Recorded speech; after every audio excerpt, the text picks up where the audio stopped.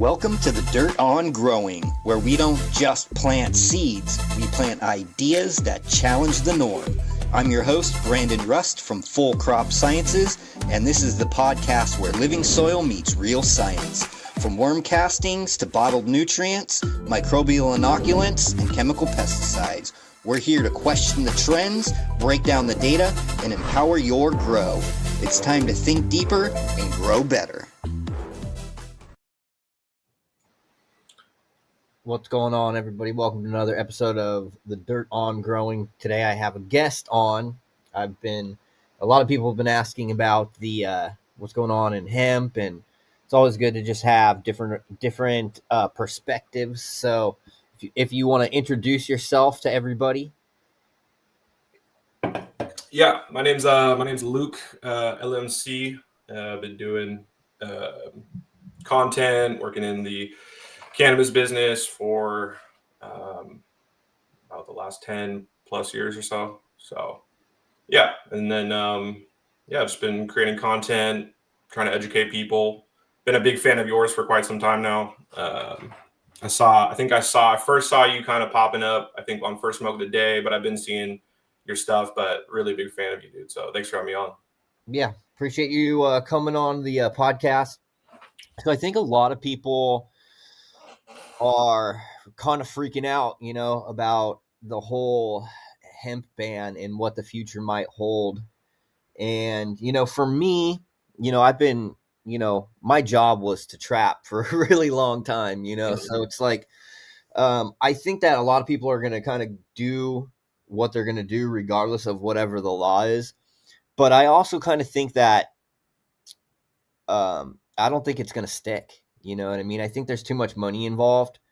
And I think that even though there's a big push by like alcohol and probably by, the Justice Department, right? There's a whole economy behind incarcerating people and locking people up for that, and they make money that way. So what are your thoughts on, the current hemp ban? How do you think it's going to short term affect markets, long term affect markets? What are you thinking is going to happen here? Yeah, so I definitely agree with your sentiment. I think that we don't really know what's going to happen. It's going to be a dogfight this coming year, and I mean, there's a lot of money on the line. I mean, you got about an $8 billion industry in Texas alone. You've got multiple states now that didn't legalize themselves. They got their legalization through the federal government, aka hemp, THCA, the Farm Bill 2018. And, it kind of sped up the process of legalization in a lot of ways, if you think about it, because it really hit a lot of the southeastern, portion of the United States, the Bible Belt, quote unquote, the people that are probably going to be one of the last regions or groups of states to legalize on their own. And so this kind of sped it up and, created actual, economies, right? Created actual legitimate businesses. And there's a lot of money on the line. So it's going to be definitely a dogfight. And I think that one of the benefits that's coming from the hemp side of things is that there's a lot more unity there. With the recreational state markets, it's really fragmented, right? Because, they don't have interstate commerce, right? Legally. So you have to have verticals pretty much, or licensing deals in a bunch of different states. And that makes it very, very tough to operate a good business, honestly. Like, you've got all these MSOs that have full verticals in each state. And if you think about it, when we federally legalize, that doesn't make any sense logistically. They're going to have to, this is what always happens with any industry, right? You're going to manufacture, produce in one or two states, then you're going to ship it out all over the country from there, maybe to different distribution hubs.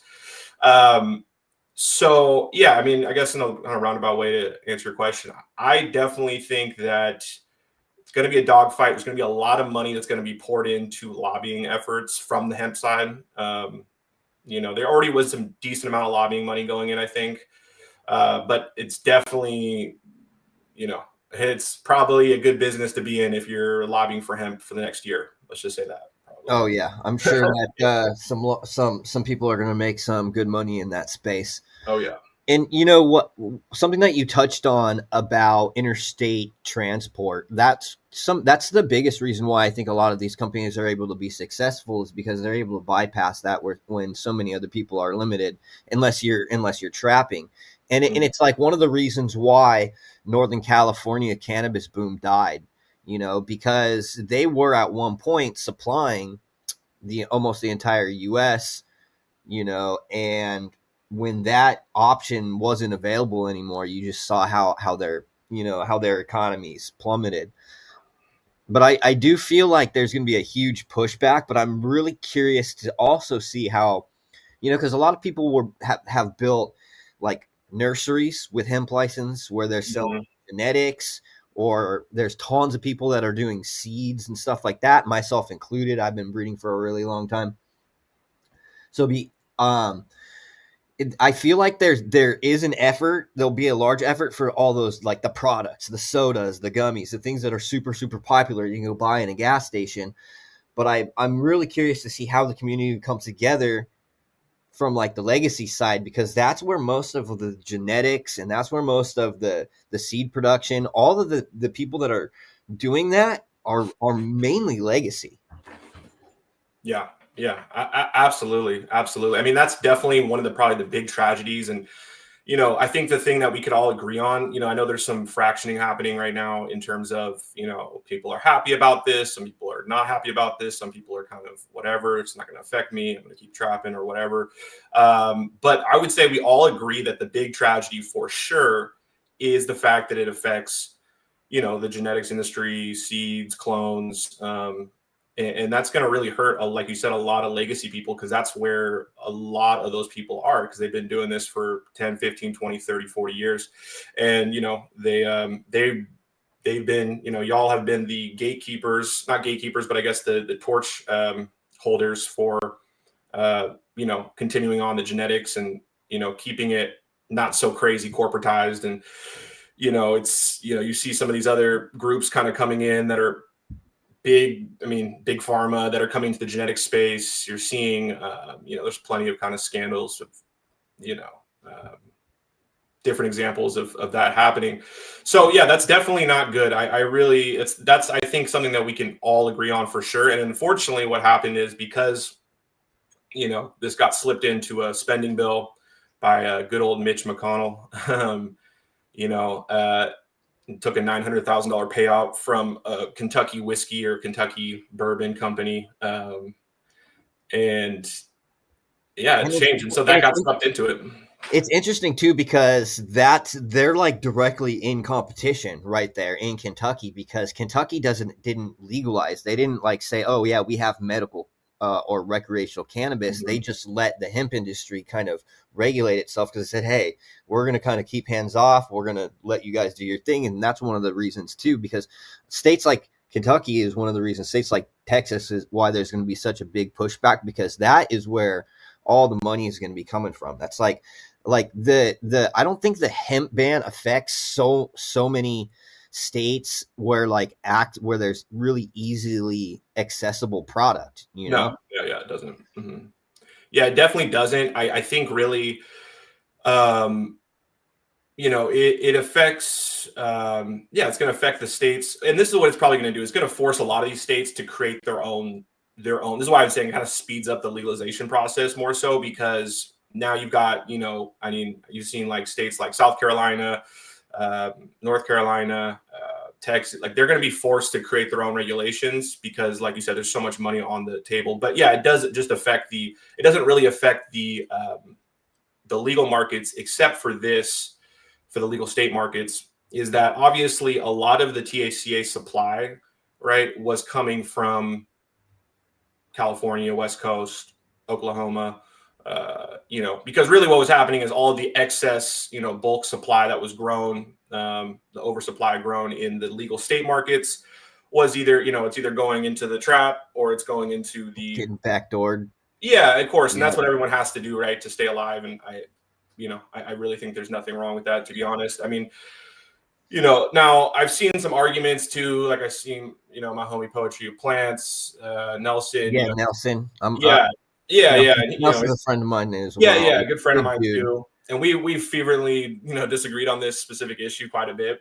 But I obviously got a lot of respect for him, and I understand where he's coming from. But his arguments that I think he made, which was interesting, was that THCA was supplying all of these massive grows, like the glass houses, allowing them an outlet for them to keep being propped up and overgrowing, right? And that's kind of my big critique of Glass House and most of these. There's probably about 10 of those companies in California. Glass House just happened to do the worst branding and the worst PR possible with a former cop and being the CEO. And I've done a whole video on it, breakdown on it. But there's like 10 or 12 of those companies out there in California, and these are mega grows. We got like 3 million square feet of 1 to 3 million square feet of canopy.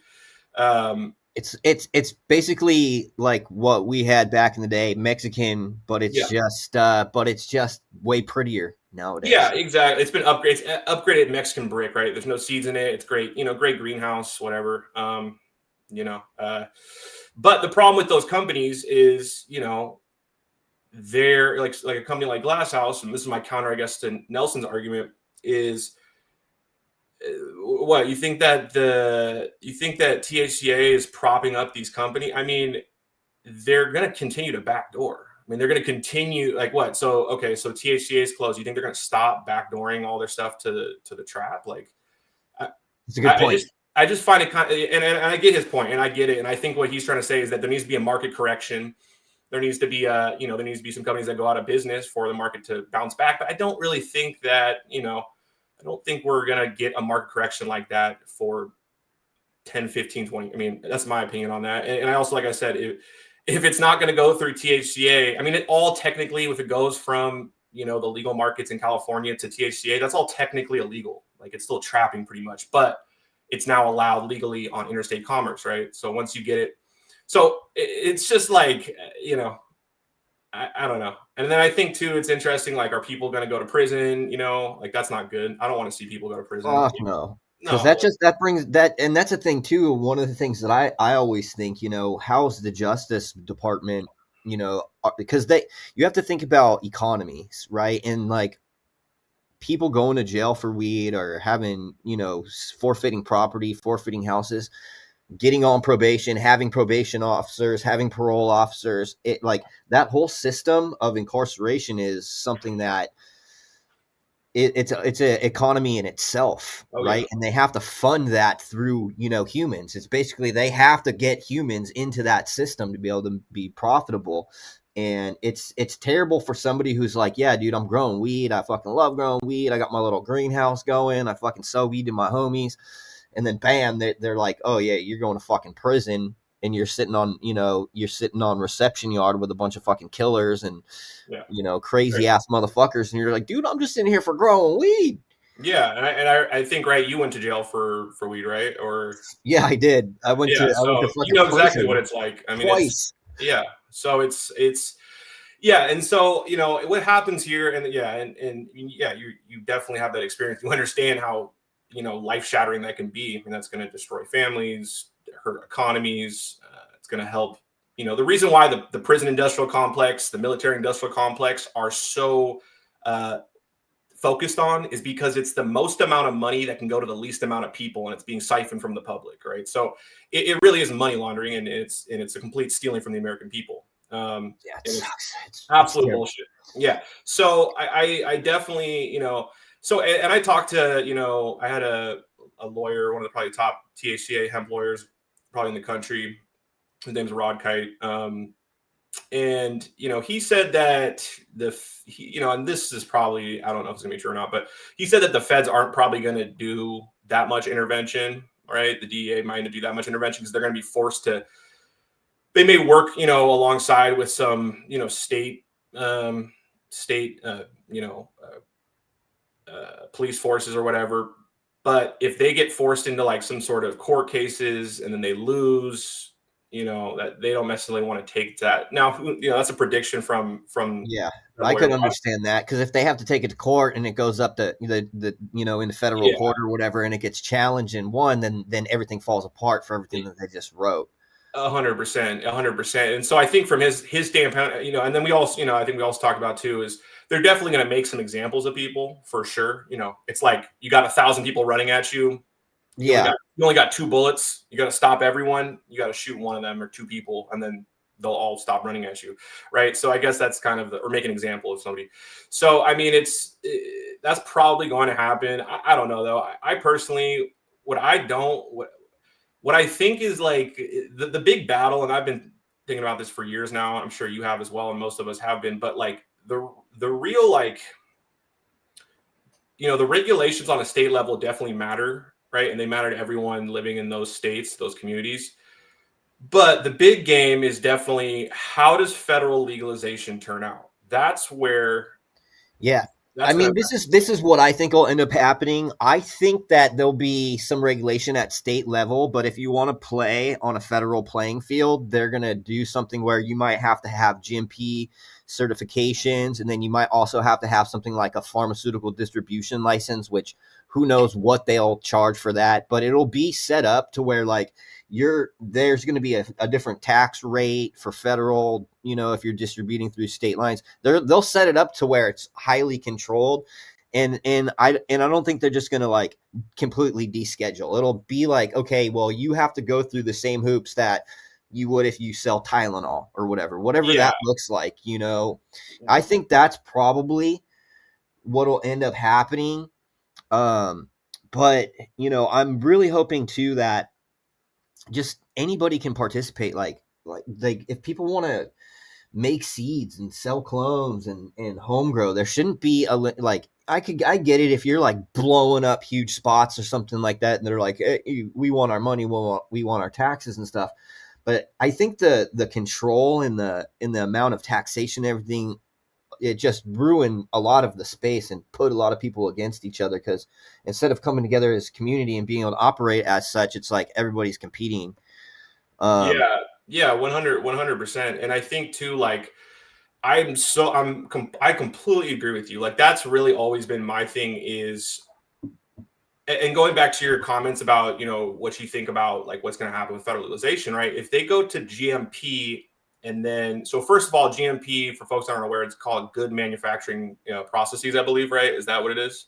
General pharmaceutical practices, I think. Okay, yeah. Okay, that's the other one. There's GMP in Europe, I think. Maybe that's the same thing. Maybe I just confuse that. But point is, though, is that's going to raise the barrier to entry so unbelievably high. And that's been that's my whole thing about it. Like, yeah, there's, people get mad about this because I get it. They really worked hard. They're paying hella taxes. They're doing with all this bullshit in California or these state markets. I'm from Seattle. I'm up here. Like, we have the worst regulations out of anyone in the country. Like, people don't even know that. We have the highest tax rate in the entire country.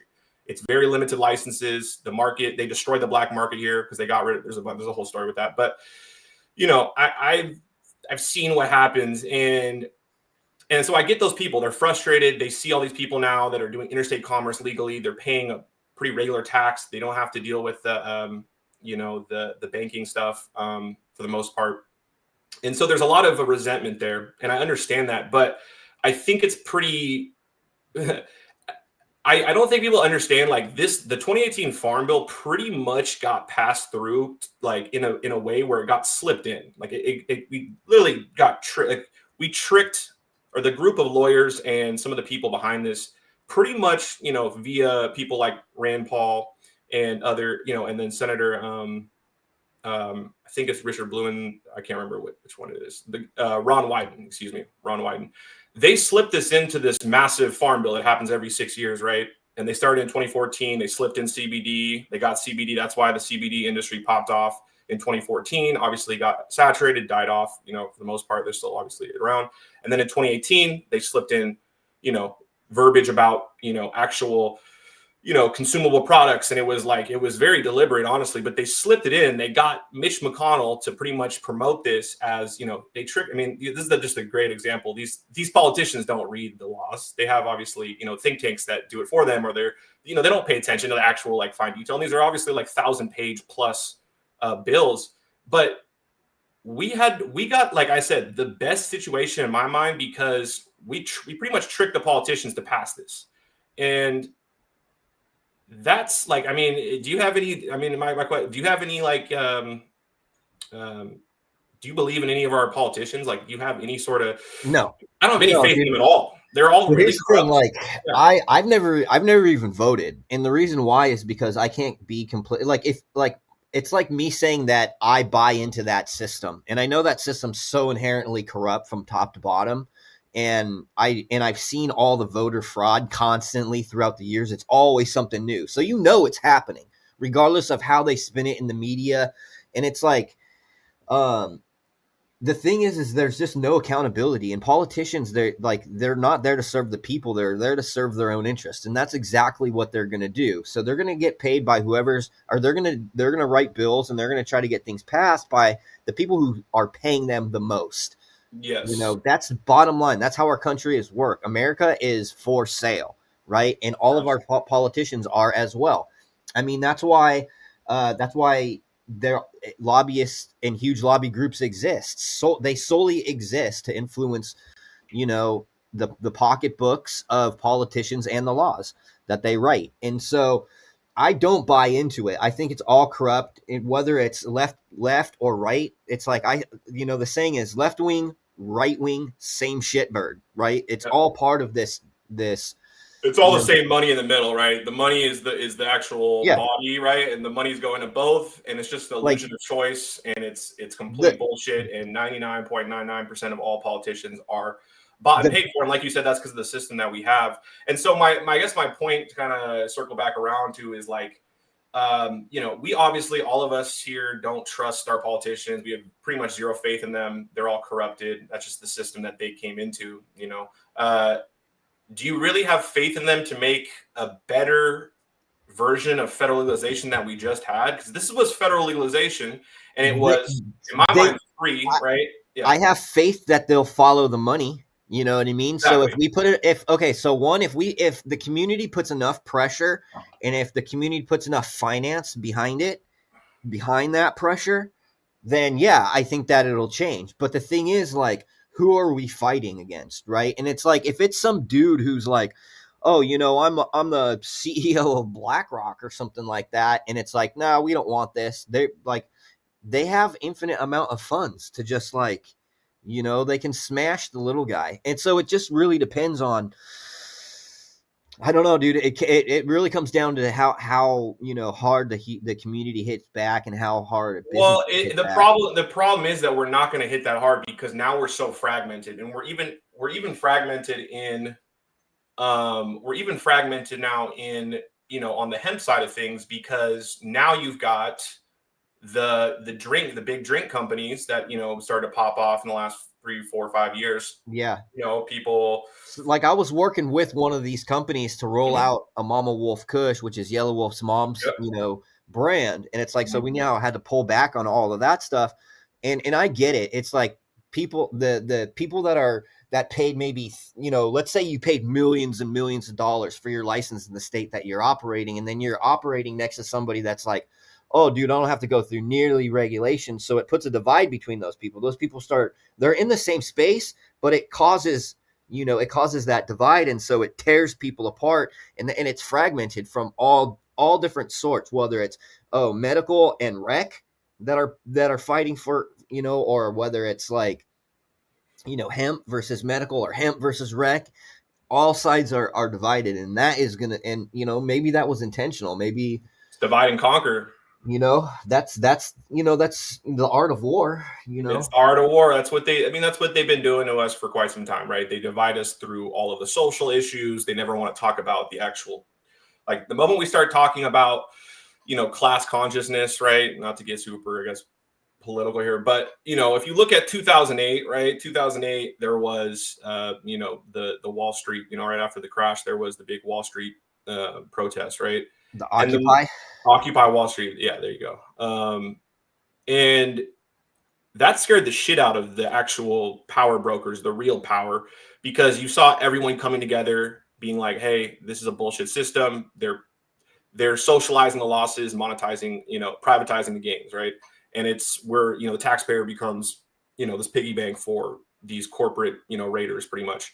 And the moment that started happening, that's when they started introducing all of the social justice, social issues. Right now, there's probably some good stuff there, but there's probably a lot of bad stuff there. And so, the reason why they do this, so they're down to talk about all these social issues. They're down to, because that's what divides us. But the moment that you start to see, all the races come together, all the different groups come together, left and right come together, that's when they get really, really worried. And so, I guess coming back to the conversation of, of this is that, yeah, I mean, they're going to fragment us, and they're going to really try to press on those fault lines that divide us. And they're going to be like, hey, drink companies, and this is really going to be, this is being backed by big alcohol in a lot of ways. Hey, we're going to create a carve out now for the drink companies. You're going to be able to have the same system pretty much that we have, that we've had since 2018 for just the drink companies, but the flour, the this, that, all the other things, the seed companies, no, you're not going to get that. So it's very divisive. And this is what I just don't think people are thinking about. The people that are happy about this, they don't understand that we got this bill through, not we, but a group of people got this bill through. We slipped it in. We caught the power brokers, these industries, off guard. And we got freedom to be able to easily open up a business, conduct federal, legalization, aka interstate commerce. People with very little money could get into this and build their business, right? And that's what I always wanted. I always wanted to see access. Yeah, there's going to be some problems with some regulatory stuff. Yeah, there's going to be some, this is what happens with any industry coming up. There's going to be, some toxic product here and there. There's going to be those things. Those should get dealt with for sure. But don't get lost in and don't let that be a reason for them blocking our freedoms. And here's the thing: I strongly believe that the majority of these independently owned businesses that are operating in this space are truly trying to create high quality products and not cut corners. It's oftentimes the larger big companies that start cutting corners or doing shady stuff. In my experience, independent operators, want to try to produce the best quality that they possibly can for their consumers. And one of the things that we talked about is like, having access, being able to get into that space. And like Oklahoma, it was $2,500 per license. You could be completely vertically integrated, a grow, distribution, processing. And I know there's still a lot of people see it as like, oh, Oklahoma fucked up and blah, blah, blah, but they didn't really. What ended up happening is a lot of people fell out because because one, there was too many people operating all at once, oversupply, right? Not enough demand, but also just because a lot of people have to, that come from the space or that start in the space might be able to grow well, but it's very difficult to operate a vertically integrated business, or if you're not vertically integrated, if you're just a grow, then okay, you're not just a grower and spending 8 to 12 hours a day on your farm, but then you're going to have to go and pound pavement and try to do distribution, and then you're paying, and then you're in the wholesale market, right? And so a lot of what happened was out here was, the business side of it wasn't as dialed in as, let's say, the grow was. And that's why when we're opening up our spot, like we're already got all of our license and paperwork. We're just waiting for one last approval from the Department of Narcotics, but we're only a 20 lighter, all in, right? And so like we have 14 lights total in flower, and it's just to supply that dispensary, nothing else. So we're not operating in the wholesale market, and we're able to be vertical. So in situations where you have that capacity, where it's not, where the price isn't overwhelming for like licensing, and you can find, decent property and get stuff, like it works. But it's places like when you go into like Florida or whatever, where you're going to pay, $50 million for a license. I remember at one point there was somebody that was selling their licenses and their whole business for $100 million. And it was like, oh, we have several dispensaries, we have 2 grow sites. And it was like, damn, dude, that's crazy. Like, that's not normal people money. Like a normal dude that comes out of the legacy market ain't going to be like, oh yeah, I got $100 grand. Let's do this. Let's rock this. But they might be able to come out on like $100 grand or $150 grand to be able to like set up their spot, get a piece of land, get everything licensed, and work everything on a budget. You know what I mean? And that was like, That's the American dream, is to be able to be involved in the own production of your own product. And what I see a lot of times is the powers that be, or maybe it's the big corporations, they want to take that power of production away from the people, and they want to outsource that, right, to get the best logistic prices so they can maximize their profit. Yeah, 100%. And I've studied almost all the markets, right? The regulatory systems. And I would say, Oklahoma, New Mexico, right? Oklahoma is the medical version. I know they're transferring over. You guys are transferring over into legal, right? Or No, they were trying to get the thing passed to do basically put it into the state's constitution, right? And so yeah, that would separate legal and medical, and they'd separate them so that medical doesn't have taxes, but it would write the bill into the state's constitution, so it can't be changed. But they were short, like, I don't know, 60,000 signatures. They needed more signatures, and they didn't get it passed. yeah, 100%. But to your point though, is the two models that really I always liked, right, on a state by state level is New Mexico and Oklahoma. Oklahoma for medical, New Mexico for legal. And like you said, kind of piggyback off what you said, is that there was a low barrier to entry. It allowed for people to, for not very much money, get in and compete. And that's what you said. The American dream is everyone should have a shot, right? And the problem is that you see with all of these state regulated markets, a vast majority of them, is the government picks the winners and losers to a certain degree. How well can you manipulate the licensee application process? The limited licenses, which is so, and kind of step back a little bit, actually, for Oklahoma and New Mexico, initially they're like, okay, we're just not, there's going to be no license cap. Anybody can get in. And yeah, that's going to create an oversaturated market, but it's going to give people a shot to compete. And I thought we were in, a capitalist nation where competition is, should be allowed. But we've now moved into kind of crony capitalism where the government, these very wealthy people and different people have realized this is how, the smartest capitalists, quote unquote, not capitalists, really, they're almost fascists to a certain degree. They know how to manipulate the government, influence the regulations, and take out their competition for them. The government takes out the competition for them, doesn't even let them allowed to, even compete. And they do that through all these high barriers to entry, these crazy, Florida's a great example, right? These, and who runs Florida, right? Who's like the main, it's a company called Trulieve, right? And, no offense to Trulieve at all. Their game is this. Their game is, and no offense to anybody that works at Trulieve. I commend everyone trying to, make it, right. This is it. But what they did, their whole business model was, we know how to influence and pretty much kind of corrupt these politicians into creating regulations that are going to benefit us solely, not just solely, but a small group of people. Yeah. And I hate that shit. That shit is the worst. And it's terrible. It's terrible. It's terrible. It's terrible.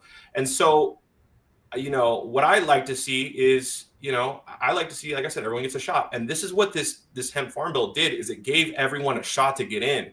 Now they've repealed it.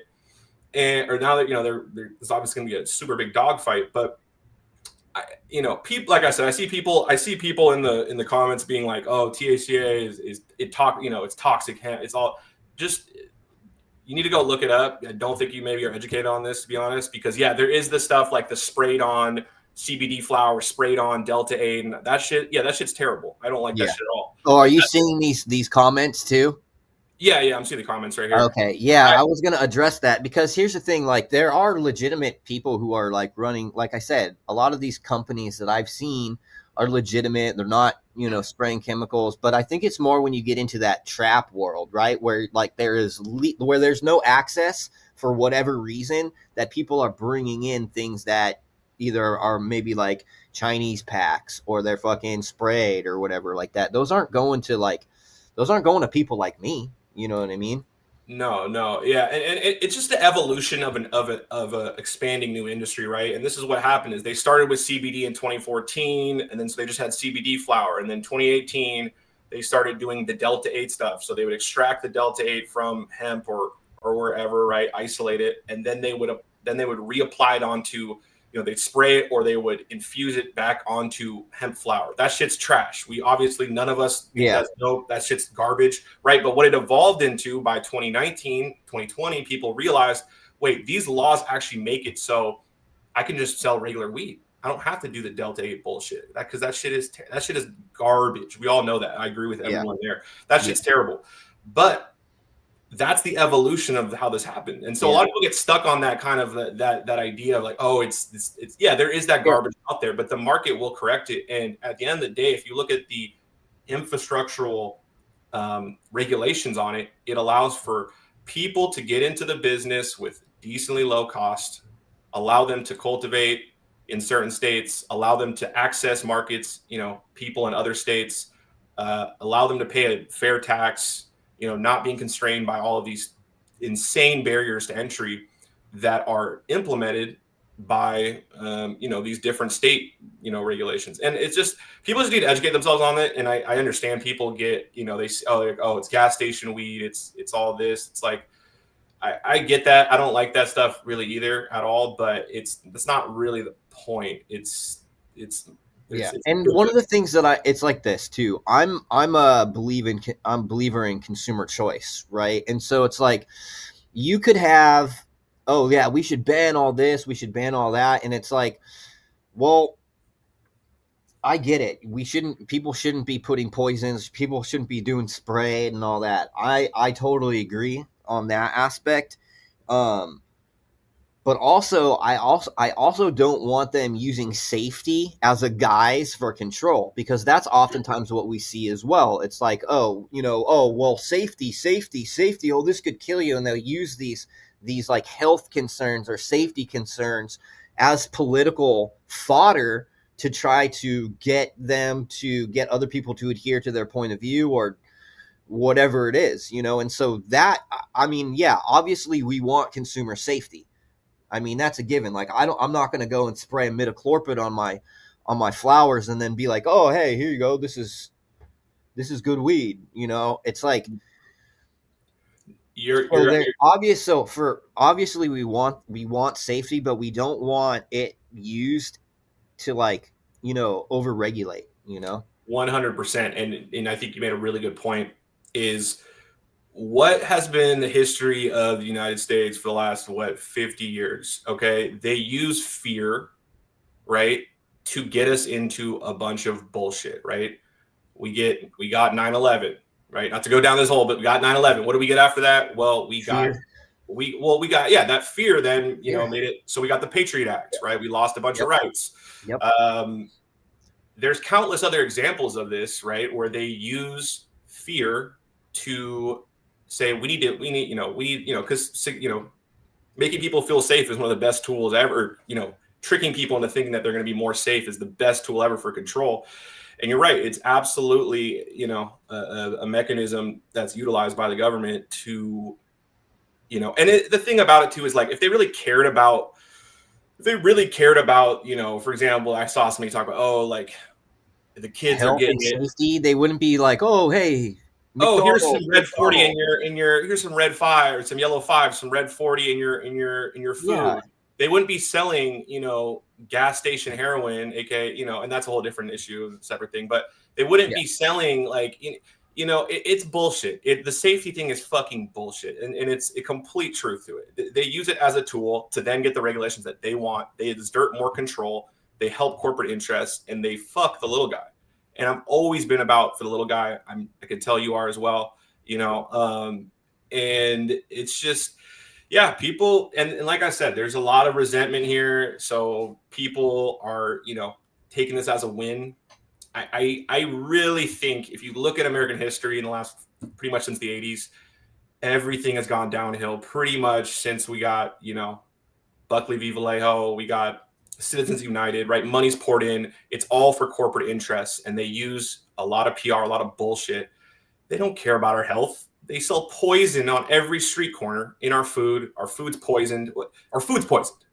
Food's poisoned. So you think they really care about you know what I'm saying? So people need to think a little bit, more nuanced about this and look a little bit deeper at this. This is all a political, this is a political mechanism and it's not good. And the moment and the more, when they take away your rights, when the government takes away your rights, they don't give them back, right? This is the same thing with free speech. It's like, you don't like what somebody else is saying? Okay, let me repeal their freedom of speech. But you realize that same stuff that you repeal from the group you don't like, they're going to use against you when they're in power. And it's this very short-sighted idea. So, like I said, not to get too ethereal with, this overall kind of idea of political control or, Yeah. but yeah, it's not good. And so, yeah, it's very short-sighted of people in my mind to be like, oh, we're super for this. Like, bro, this was the best situation for the little guy, in the sense where maybe not the best situation. Maybe the best situation would have been a scenario where there was a bill, for example, it was called the States Act, and it would have allowed for, cannabis companies that are making $3 million or less a year to be able to conduct interstate commerce and ship out to other states. Meaning, it would have allowed for, medium to small companies to be able to actually have interstate commerce, and it would have forced all of the big companies, they wouldn't be able to do that. Because, I get some of the worry is like, oh, if you got a free market, whatever you want to call it, the big companies are going to eventually come in and they're going to just destroy. But that that would be huge for a lot of people, because that would be able to build out economies, and then independent small brands. Exactly. So that's the best scenario for smaller companies. But do you think that we're ever going to get something that's not going to favor big corporations that have the lobbying dollars? No, dude. I fucking hope so. I really hope so. Because I hope so too. But it's like, bro, we both know that's not going to happen. No, because here's the thing. So if I was able to produce all of the stuff out of my facility and then send it through the mail through my website, I would sell out every single drop. I'd be like, oh, dude, we're doing a drop. We got eighth, quarter jars, ounce jars. Bam, we all line them up. Put it on the website. When it drops, I'm sure they would all be gone.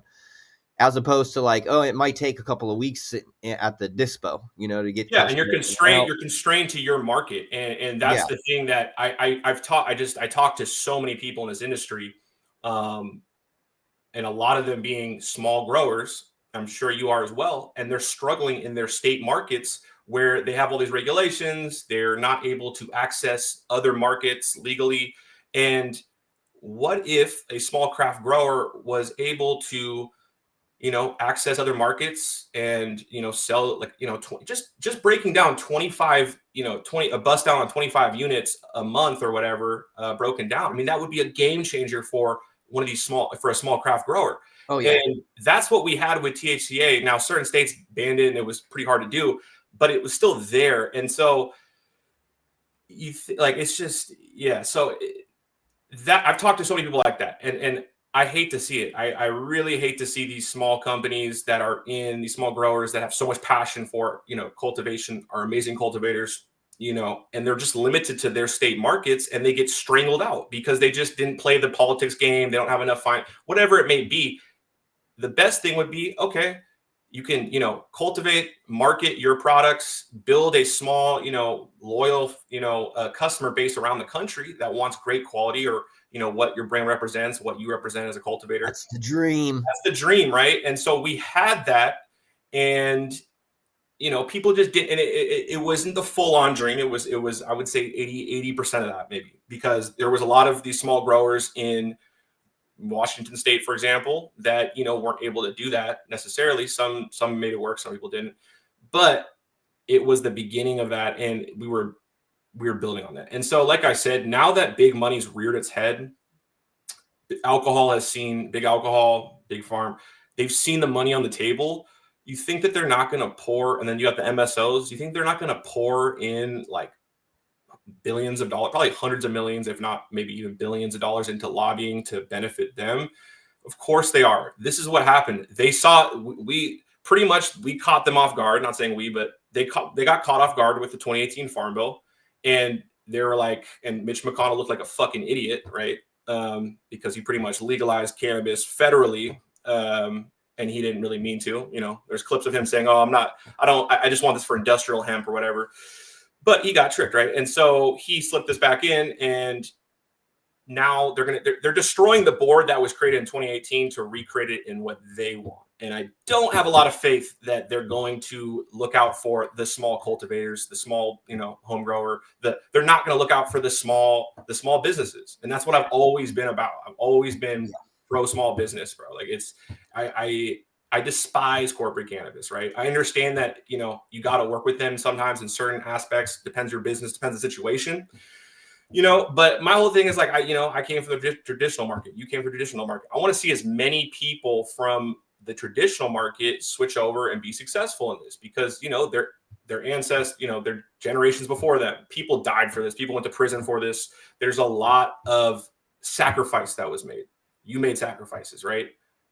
You know, and now 99% of those people are probably going to just, you know, they're probably going to don't have really a future in cannabis in the long run for, you know, at least on an economic, you know, they're having their own business. Who knows? We'll have to see. Like I said, there's so much that could happen only here. time will tell how it all plays out. Yeah. But I guess it's time for everybody to kind of get active. That needs to get, you know, if we want to change things, because it's all about putting pressure on the people that are regulating these legislative, you know, laws and all that stuff. So yeah, 100%, 100%. And like absolutely. And it's going to be a dog fight this year. It's going to be crazy. It's going to be really interesting to see how this all turns out. yeah. But I definitely think though, what we definitely don't want to do is fragment, even though it's already happening. It's been happening. You know, I get it. People have their own interests and they got a business to run, but you know, we're seeing a lot of fragmentation in the industry. And, you know, what I would hate to see is, you know, big alcohol supports these drink brands. And no offense to them. A lot of those drink brands started from very little, right? Because they had the ability to do this with the 2018 Farm Bill. They had a little bit of startup money. They built a great drink brand. They then, you know, worked hard or whatever, you know, probably had some investment here and there.